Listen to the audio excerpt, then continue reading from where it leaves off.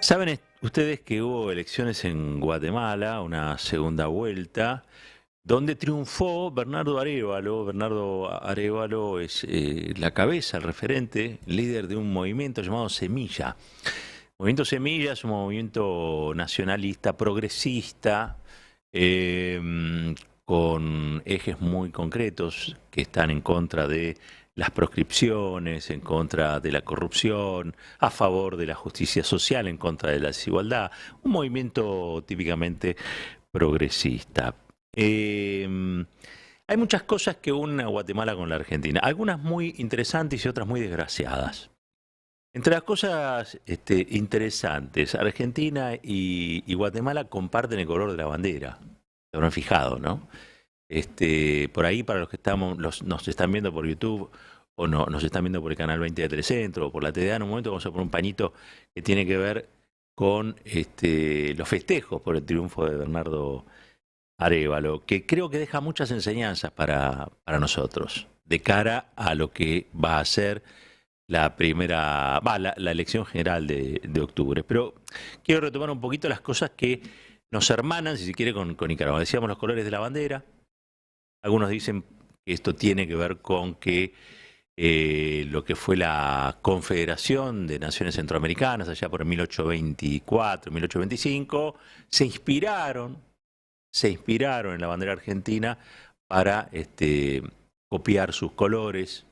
Y eso es común, porque Honduras también es un poco más azul, digamos, pero hay varios países, Nicaragua, también la bandera original de Nicaragua, también es celeste y blanca.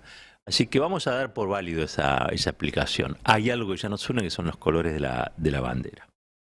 Segundo, fue en Guatemala donde Ernesto Guevara de la Serna, lo bautizaron Che, el famoso Che Guevara, quienes fueron sindicalistas ferroviarios de Guatemala, por el hecho de ser argentino, lo empezaron a mencionar como el Che. Estando allí, en Guatemala, el Che Guevara también empezó a participar en los grupos revolucionarios o empezó a concebir la posibilidad de ser un revolucionario latinoamericano. ¿Por qué? Porque él justo lo agarra en lo que es el golpe de el golpe contra Jacobo Arbenz, financiado por la CIA, sí, por el gobierno de los Estados Unidos. El gobierno de los Estados Unidos derroca a Arbenz, que era el segundo presidente de un movimiento revolucionario, que lo que había conseguido una década antes, casi en simultáneo con Juan Perón acá, era primero surgir de elecciones libres, como surgió Perón en la Argentina. Segundo, ser un gobierno popular, un gobierno preocupado por la justicia social y también un gobierno claramente autónomo e independentista, frente a la injerencia o el injerencismo de los Estados Unidos de América. Primero fue el papá del actual presidente elegido en Guatemala, Julio, creo que fue José Luis Arévalo, el presidente allá en 1944, la primera presidencia de este movimiento revolucionario, y el segundo fue Jacobo Arbenz, ¿sí? Bueno, las vueltas de la historia y las vueltas de la vida hacen que hoy el hijo de aquel presidente sea nuevamente reelegido. Pero no fue sencillo, no fue fácil, para nada. Ese golpe contra Arbenz inaugura un periodo realmente horrible en la historia de Guatemala, entre otras cuestiones porque la United Fruit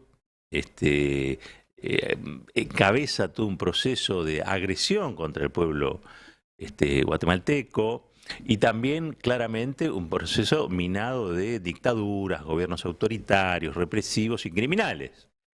Cuando uno trata de dimensionar lo ocurrido allí en Guatemala con la guerra, la mal llamada guerra sucia o la guerra contra la insurgencia, vamos a decirlo así, esto da como resultado que hubo entre desaparecidos en el orden de los 50.000 y los muertos, algo así como 250.000.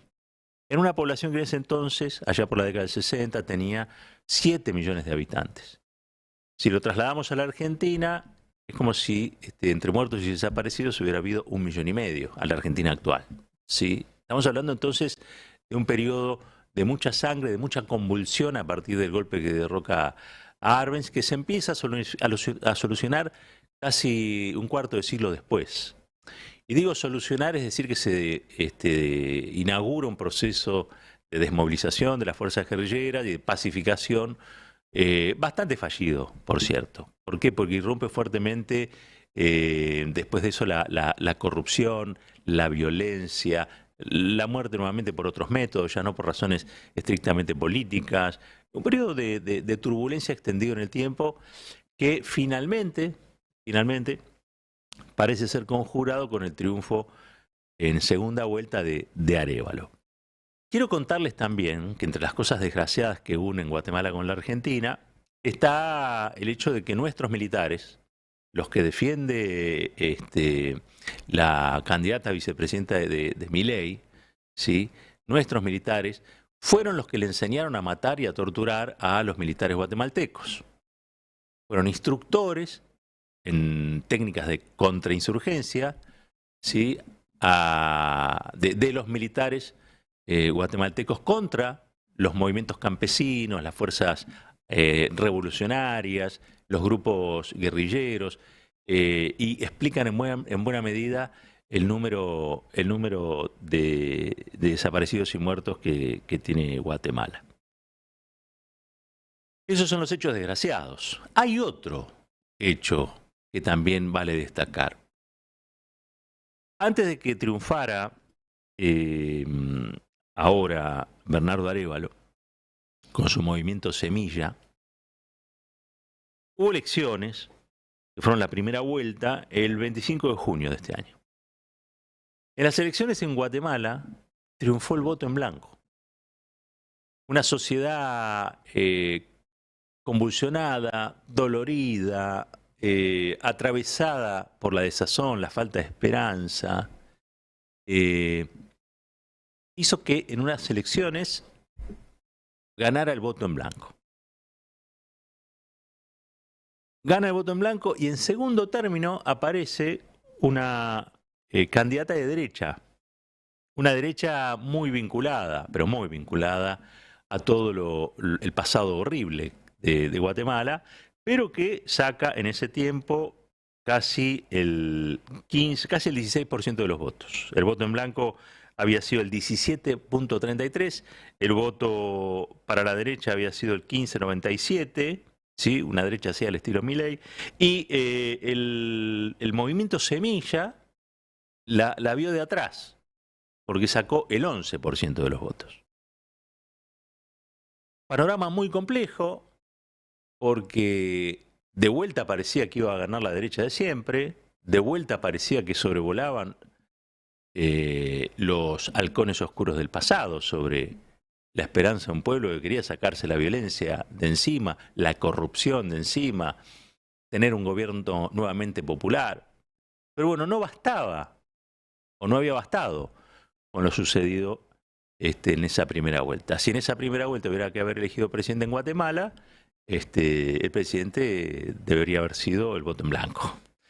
Y si no era el voto en blanco, era la derecha. Hubo segunda vuelta. En el medio se politiza la justicia, se judicializa la política, y contra el actual presidente electo, contra Bernardo Arévalo, surge una serie de causas vinculando a todo tipo de delitos. Una especie de lawfare alocado, tratando de desbancarlo, a pesar de que había salido derrotado en esa primera vuelta.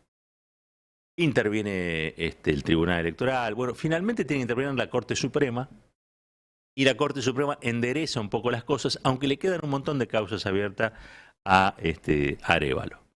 Después de 2 meses prácticamente de idas, de vueltas, de que se habían suspendido las elecciones, donde parecía que el Tribunal Electoral iba a tomar el poder, hasta que la Corte corrige eso, bueno, finalmente se hace la segunda vuelta. Y en esta segunda vuelta, escuchen bien, en esta segunda vuelta triunfa Arévalo por una cantidad considerable de votos.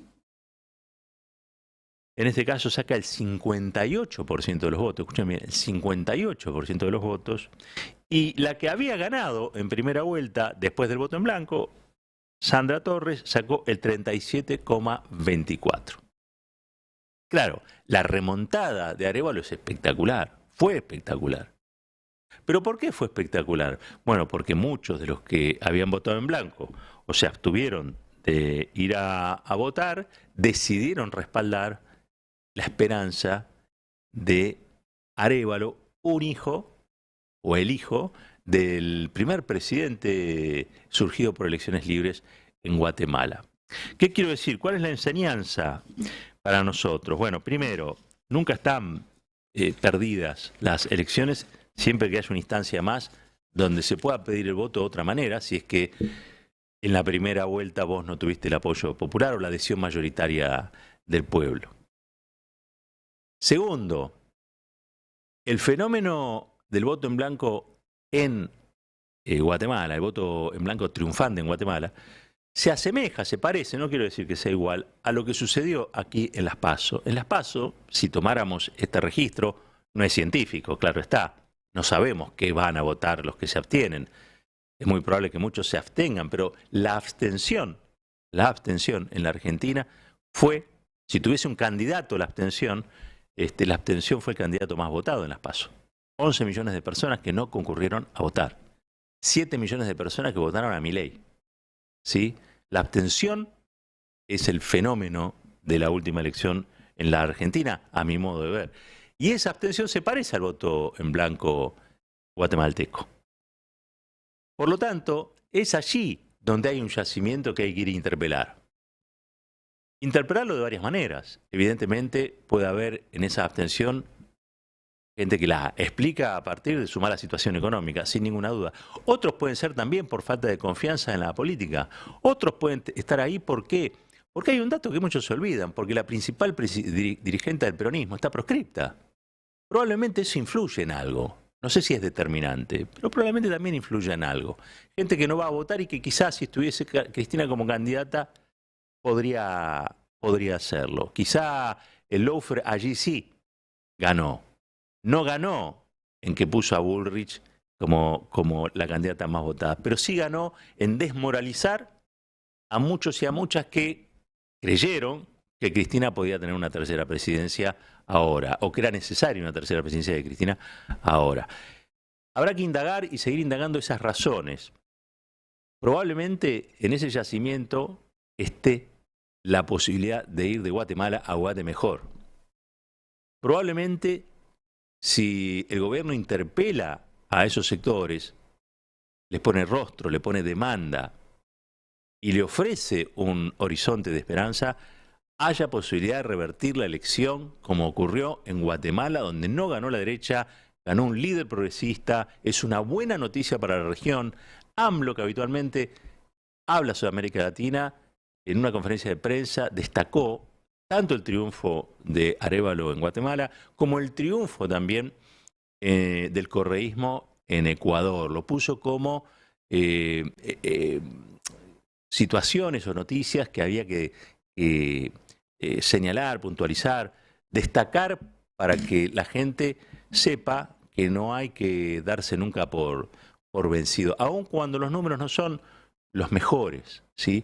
Esto va para los que viven de desaliento en desaliento, va también para los que no entienden que ese desaliento es funcional a la derecha, a Milei y a Patricia Bullrich, va también para el peronismo que evidentemente no se despierta, por lo tanto hay que también decir que miren un poquito más allá de su ombligo, que no todo se agota en la pelusa del ombligo propia, sino que también hay experiencias de otros lugares que nos pueden servir para lo que ocurre aquí, que es nada más y nada menos que hay que revertir, primero, el alto nivel de abstención.